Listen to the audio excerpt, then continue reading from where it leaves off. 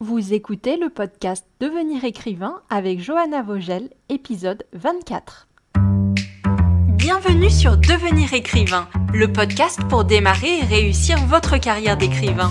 Et maintenant, retrouvez votre animatrice Fleur Anna, autrice de littérature féminine, éditrice et consultante. Bonjour à tous, aujourd'hui c'est une voix que vous n'avez pas l'habitude d'entendre qui résonne dans vos oreilles. Je suis Johanna Vogel, je suis la cofondatrice de l'ICAR, de l'Institut des carrières littéraires, avec ma meilleure amie, mon autrice préférée, mon âme sœur Lucie Castel, que je décharge un petit peu de quelques podcasts en commençant par celui-ci. Je suis pas du tout autrice, moi je suis conservateur de bibliothèque et je suis aussi coach de projet. J'accompagne des écrivains pour les aider à dépasser tous leurs blocages et enfin arriver à l'écriture de leurs romans. Aujourd'hui, on inaugure une série de podcasts qu'on a appelés les témoignages d'auteurs. Donc, on s'est rapproché de tout un tas d'auteurs et d'autrices pour qu'ils nous fassent part de leur expérience, comment est-ce qu'ils en sont arrivés à publier leurs romans, quels conseils ils pourraient donner à de jeunes auteurs et qu'ils nous racontent leur passionnante histoire. Aujourd'hui, on commence avec une auteure qui nous a vraiment touchés, Justine Pathérour, une autrice bretonne qu'on a eu tellement de plaisir à interviewer, qui est juste adorable, et je pense que son témoignage va beaucoup vous intéresser. J'en profite pour vous dire qu'il n'y aura pas de podcast exceptionnellement pour les 2 prochaines semaines. C'est les fêtes de fin d'année, je pense que vous êtes tous et toutes dans vos familles, on va un peu en faire de même, et surtout nous on va prendre un petit peu d'avance pour continuer dans nos projets avec l'ICAR. Vous n'êtes pas sans savoir que notre formation débute enfin le 27 janvier, que les préinscriptions sont déjà lancées depuis le 13 décembre. Donc n'hésitez pas, on vous remettra le lien vers l'explication de la formation, les préinscriptions et tout ça dans la description du podcast. L'adresse web de cette page c'est licar.fr/rejoindre, donc licar licares.fr/ la petite barre sur le côté, rejoindre. Vous avez jusqu'au 31 décembre pour vous préinscrire. J'en profite aussi pour vous dire qu'on a un rendez-vous pour vous demain.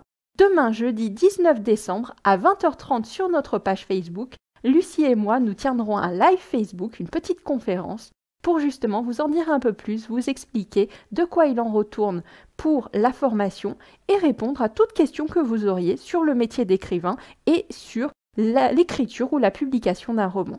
Voilà, je ne tarde pas plus, je vous laisse en compagnie de moi-même et de Justine Pathérour. Bonjour, bienvenue dans ce nouveau podcast de Devenir écrivain. Je suis Johanna Vogel, la cofondatrice de l'ICAR et aujourd'hui j'ai le très grand plaisir d'être avec Justine Pathérour qui nous vient de Quimper et qui est une autrice que nous rencontrons au Festival du livre romantique de Dunkerque. Donc merci Justine d'être parmi nous. Bonjour et merci à vous de m'avoir proposé de faire ce podcast. Avec toi aujourd'hui, j'aimerais un petit peu revenir sur ton parcours d'autrice parce que tu es éditée depuis 2013. Je crois que tu écris depuis encore plus longtemps que ça. Depuis mes 19 ans, donc ça fait presque 10 ans. J'aimerais vraiment qu'on parle un petit peu de ton parcours en tant qu'autrice, de ce qui t'a amené peut-être à écrire et de comment s'est passé tes premières publications et comment ça se passe maintenant pour toi qui a un peu d'expérience, un peu de bouteille et qui en est à plus d'une publication justement. Dis-moi, qu'est-ce que tu as publié en premier? Quel était ton premier roman publié? Et comment est-ce que ça s'est passé? Alors en fait c'était une saga de 2 tomes de fantasy, donc j'avais publié anciennement aux éditions Valentina qui a fermé depuis et en fait j'y connaissais absolument rien dans le milieu de l'édition, j'ai fait quelques recherches de maisons d'édition, j'ai découvert cette maison d'édition, j'ai envoyé un mail avec plein de questions, savoir comment ça pouvait se passer, enfin toutes les questions qui me passaient par la tête. Il a été très réactif aux réponses et du coup j'ai trouvé ça sérieux et du coup j'ai envoyé mon manuscrit chez eux et j'ai une réponse rapidement. Je pense qu'il était à la recherche de nouveaux auteurs, donc les réponses sont arrivées assez vite. Ce volet de fantasy, c'était la prophétie d'Alysiane, c'est ça? Exactement. Et combien de temps ça t'a pris pour écrire le premier volet de cette prophétie? Non, je me souviens pas.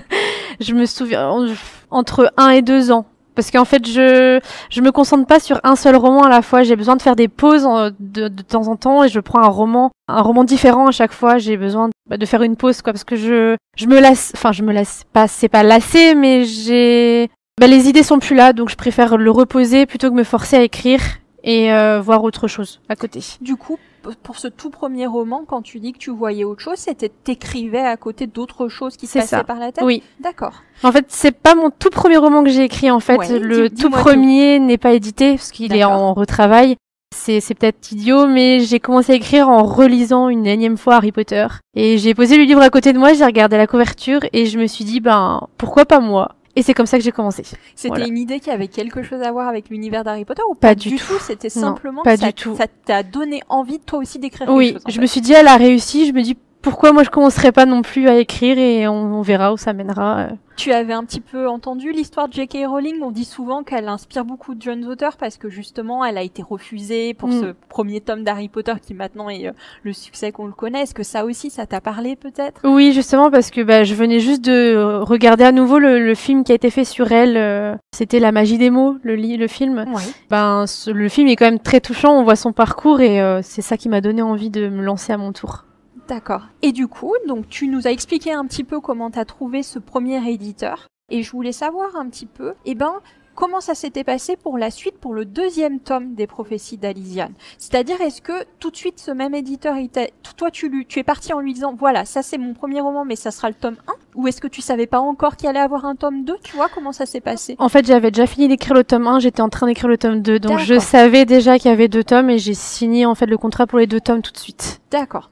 Donc entre ces 2 premiers tomes que tu as publiés, donc je crois que c'était en 2013 et 2014, c'est ça? C'est ça. Ensuite, j'ai vu que ta dernière publication date de cette année, c'est 2019, avec Samuel et Lyra. Et je voulais savoir comment ça s'était passé entre tes 2 sorties, en fait. Est-ce que tu as continué à écrire des choses? Est-ce que tu as fait une pause dans ton écriture? Comment ça se fait qu'il y a eu un petit temps comme ça entre ces 2 publications? En fait, c'est dû au fait que j'ai besoin de faire une pause entre chaque roman. Donc j'ai beaucoup de romans commencés, mais pas finis. Donc du coup, ça m'a pris quelques années à le faire. Samuel et Lyra, par contre, j'ai mis 2 ans à l'écrire. D'accord. Mais en faisant également des pauses avec d'autres histoires. Donc c'est pour ça qu'il y a un gros... En fait, c'est que t'écris tout le temps, quoi. C'est ça, tout le temps.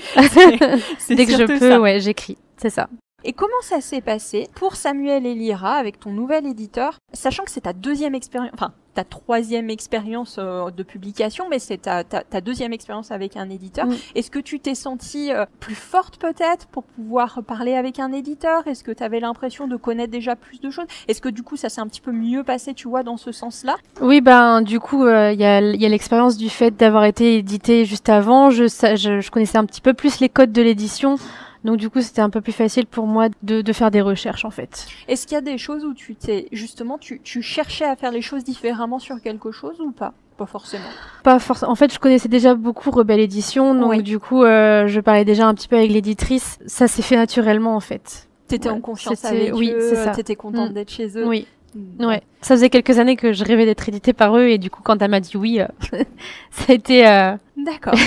C'était vraiment le bonheur quoi. Le bonheur, t'étais contente et ça a pu bien se passer comme ça. Alors moi, j'aimerais bien te poser une ou 2 questions par rapport à ta personnalité d'autrice, c'est-à-dire à partir de quel moment tu t'es dit en fait ça y est, je suis auteur de roman. Est-ce que ça a toujours été, c'est-à-dire du moment que tu as écrit, tu t'es sentie être une autrice, c'était la façon dont tu t'exprimais, c'était ton art, ou est-ce qu'il a fallu que tu sois publié, tu vois, faut que tu vois ton roman en librairie pour te dire en fait non, ça y est, là c'est pour de vrai, je suis autrice? Même en étant publiée aujourd'hui, j'ai pas l'impression d'être autrice en fait. Je sais pas comment expliquer, mais enfin j'écris par passion en fait, donc pour moi c'est logique d'écrire. C'est un besoin en fait. Voilà, c'est ça. C'est pas comme si je me sentais pas légitime, mais presque. Je sais pas comment expliquer, mais j'écris parce que j'ai envie d'écrire. Ouais. En fait, c'est comme si tu recherchais rien de particulier. C'est ça. Même être publié pour toi, c'est un bonus, mais l'important c'est que les bouquins ils soient écrits et ils soient. L'important c'est que je puisse raconter ce que j'ai envie de raconter. C'est ça. Voilà. Que ces histoires qui sont les tiennes, elles sortent et qu'elles soient là. Que je puisse les partager avec d'autres. Alors là, nous, on t'a rencontré, ou je t'interviewe en ce moment sur un salon, et je voulais savoir un petit peu comment ça se passait pour toi, justement, ces expériences en salon. Est-ce que c'est des moments ou que tu attends dans l'année de pouvoir faire des dédicaces? Est-ce que c'est quelque chose que tu aimes faire? Tu arrives à avoir ton public, ou ça peut être un petit peu compliqué pour certains auteurs? Alors là, on n'est pas trop loin de chez toi, enfin, je sais pas combien de temps t'as mis depuis 10 heures. Ah oui, d'accord, donc on est beaucoup loin en fait. Nous, on vient de Lyon, on a aussi mis 6 heures, on trouvait que c'était déjà beaucoup. Ouais, ok. Du coup, tu vois comment ça se passe? Est-ce que c'est des événements que tu attends? Compliqué non, parce que c'est vrai que faire des salons, c'est important aussi pour se faire connaître et pouvoir... et moi, l'important, c'est pouvoir discuter en fait avec les lecteurs, pouvoir échanger et faire connaître mon roman, évidemment, parce que voilà. Mais j'aime bien venir en salon, même si c'est en tant que lectrice, mais en tant qu'autrice, c'est encore mieux. Enfin, ça permet de faire des échanges. Parce que sur Internet, c'est bien, mais en vrai, c'est encore mieux. Je voulais te poser la question de l'auto-édition, parce que c'est quelque chose, surtout chez les jeunes auteurs, qui revient maintenant beaucoup. On a énormément de gens qu'on a interviewés qui nous ont dit que quand ils n'étaient pas encore publiés, ils s'étaient penchés sur l'idée, est-ce que je passe par la publication traditionnelle ou par l'auto-édition? Donc toi, tu es publié de façon traditionnelle. Est-ce que l'auto-édition, c'est quelque chose auquel tu penses? Oui, en fait, j'ai participé à un concours que j'ai lu avait lancé sur la comédie romantique, donc j'ai écrit une nouvelle. Et comme j'ai pas envie qu'elle reste dans un tiroir, j'ai décidé de l'auto-éditer. Donc la couverture est prête, j'attends juste ces dernières corrections et après je compte le publier en auto-édition. Pourquoi ne pas l'avoir proposé à un éditeur classique? Parce qu'elle est trop courte. D'accord. C'est un format vraiment court, C'est quelque chose qui aurait été compliqué de faire publier traditionnellement et le fait de passer par l'auto-édition te permet de publier ce texte. Oui, je pense, ouais. Et en fait, je compte l'éditer que en numérique dans un premier temps. Après, si il y a la demande, évidemment, je ferai en papier, mais comme c'est un format court, je préférais passer par moi-même, entre guillemets, et essayer l'auto-édition pour avoir une autre expérience. L'écriture n'est pas ce que tu fais dans la vie qui te permet de vivre, je pense? Non, pas encore. Comment est-ce que tu gères le fait de pouvoir écrire tout en ayant ton travail? Je sais pas si tu travailles à plein temps, si tu as une famille, mais est-ce que... Actuellement, non, mais je m'accorde des séances d'écriture. En fait, je fonctionne par demi-heure d'écriture. J'écris surtout le soir. Quand je peux écrire le soir, j'écris le soir. J'écris quand j'ai l'inspiration. Quand j'ai envie d'écrire, je me force pas. Si il y a un jour j'ai pas envie d'écrire, j'écrirai pas. Parce que j'ai pas envie que ce soit mauvais, j'ai envie que ce soit naturel quand j'écris. Donc j'essaye de gérer entre le travail et l'écriture. Donc en fait tu essayes d'avoir le plus de plages d'écriture possible, mais en même temps tu te forces pas, t'as pas un planning d'écriture journalier où tu dis faut que je fasse tant de mots tous les jours. C'est pas comme ça que tu travailles. Si j'aimerais bien, des fois je me dis allez aujourd'hui t'écris au moins 1000 mots. En fait pendant mes demi-heures j'écris à peu près 1000 mots en une demi-heure. Donc du coup j'arrive, si j'écris correctement tous les jours 1000 mots, c'est déjà pas mal. Est-ce que t'as des petits rituels particuliers bien à toi quand t'écris? Est-ce que t'as besoin d'avoir, je sais pas moi, ton petit verre de thé ou t'as ton petit doudou qui te permet de te mettre dans le mood pour écrire ou pas du tout? Non, je mets surtout mes écouteurs dans les oreilles, je mets une musique en accord avec ce que j'écris sur le moment. Je me coupe de tout, je coupe Internet, je mets mon portable en mode avion. Et comme ça, je suis dérangée par personne et par rien du tout. Et je préviens ma mère, je dis, tu ne m'appelles pas, j'écris. Tu te mets dans ta bulle, mais c'est une bulle avec de la musique, c'est intéressant. C'est ça, tu vois. Je peux pas écrire sans musique. On a vraiment les deux types de personnes. Les gens qui, s'il y a de la musique, c'est même pas possible. Ils ont besoin du silence complet. Et donc toi, c'est le contraire. Ah ouais, moi je peux pas écrire sans musique, c'est pas possible. J'ai besoin d'avoir la musique par rapport au thème. Là, par exemple, je suis sur une dystopie fantasy. J'ai besoin d'avoir une musique qui bouge derrière dans mes oreilles pour être dans l'ambiance en fait du roman. Donc en plus c'est une playlist qui est adaptée au roman que tu es en train d'écrire. Oui, je fouille beaucoup sur YouTube pour trouver les musiques adaptées. Est-ce que tu fonctionnes par image aussi? Parce que j'ai interviewé des auteurs qui avaient besoin d'aller sur Pinterest, de voir un petit peu par exemple pour leur personnage, d'avoir vraiment des photos, des lieux où leur personnage pourrait vivre, des acteurs à qui leur personnage pourrait ressembler. Est-ce que c'est quelque chose que toi tu fais? Non, parce que je suis pas du tout douée pour trouver des acteurs qui pourraient correspondre à mes personnages. Mais en fait, mes histoires me viennent de mes rêves en fait. Donc j'en rêve la nuit et plusieurs nuits même, et après je me dis ça pourrait être pas mal comme histoire, et du coup ça part de là en fait. C'est fascinant. Ouais, c'est vraiment ton imaginaire qui travaille ton inconscient et qui te donne ces histoires après, et tu dis faut pas que j'oublie. Oui, c'est ça. En fait, Samuel et Lyra, j'ai rêvé d'une scène qui n'est pas du tout dans le roman parce qu'après ça a changé. Mais j'ai imaginé cette scène et c'est de là que c'est parti en fait. Tous mes romans partent d'un rêve en fait. D'accord. Voilà. Au niveau des genres, donc tu as traité la fantasy, la romance contemporaine avec Samuel et Lyra. Est-ce qu'il y a d'autres genres qui te tiennent à cœur, que tu voudrais explorer, ou est-ce que c'est vraiment tes deux genres de prédilection seuls? Alors j'ai écrit aussi pas mal de comédies romantiques. D'accord. Et là je me suis lancée aussi dans une dystopie contre l'homophobie. D'accord. J'en ai rêvé aussi j'en ai fait un rêve, du coup j'ai trouvé l'idée pas mal. Là, celle que j'écris actuellement, la dystopie, c'est sur le lien animal-humain et qui me tient aussi à cœur. Sinon, j'essaye de toucher un petit peu à tout. J'ai aussi une idée de thriller psychologique. Enfin, j'écris selon... En fait. Ouais, c'est ça. Et t'aimes tout. T'es Oui, très c'est ça. polyvalente dans tes lectures, dans ton écriture. Ouais, c'est ça.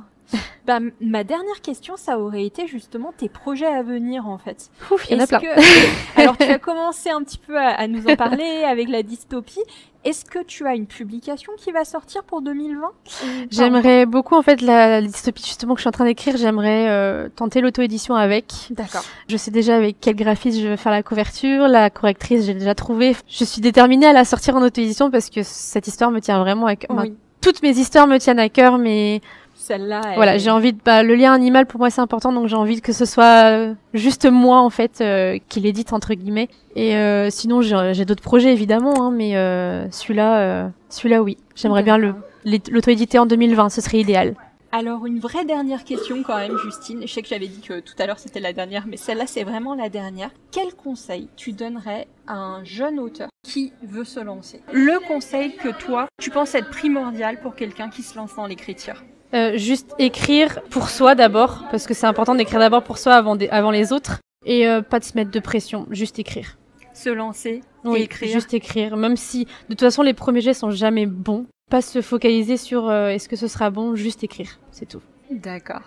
Bon, merci à toi Justine d'avoir été avec nous pour ce podcast. Merci aussi à vous. Tu n'hésites pas surtout à nous faire parvenir toutes tes prochaines publications et on updatera cet épisode pour les inclure. Avec plaisir, merci. Je vous dis à bientôt, à la semaine prochaine pour notre prochain podcast. N'hésitez pas à télécharger tous nos petits fascicules gratuits et à partager autour de vous avec toutes les personnes qui souhaitent devenir écrivains. Vous voulez devenir écrivain ? Téléchargez sans plus attendre le guide écrivain mode d'emploi sur le site licares.fr, licares.fr. Ce guide vous donne les 4 étapes fondamentales pour progresser vers